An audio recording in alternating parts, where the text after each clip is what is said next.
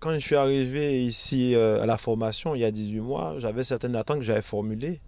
Parce que comme je l'ai dit et je le répète, c'est vrai que j'avais une formation théorique qui me permettait d'aborder la posture de directeur d'une institution ou d'un organisme, d'une association avec des bases théoriques.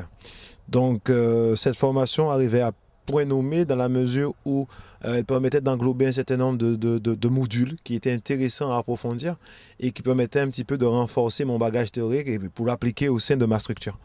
Donc, après 18 mois de gestation, entre guillemets, avec un parterre de séminaires et d'intervenants tout aussi performants les uns que les autres, il est fort appréciable d'en tirer une conclusion qui est quand même intéressante dans la mesure où tout ce que j'ai acquis, j'ai pu en partie les mettre en pratique et je pourrais encore conduire de nombreux chantiers.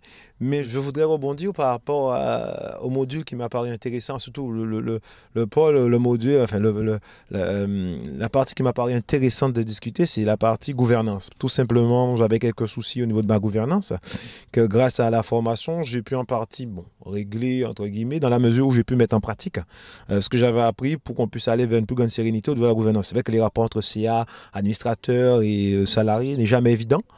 Mais avec les acquis que j'ai pu avoir et les discussions qu'on a pu mener, et puis le changement aussi de bureau, ça a permis d'aller vers une plus grande sérénité, une plus grande implication de ces membres du CA.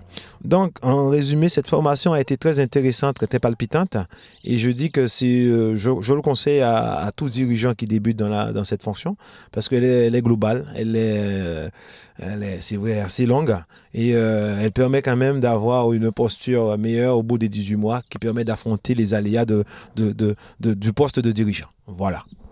Bon, mais dirigeant de la communauté sociale, c'est quelqu'un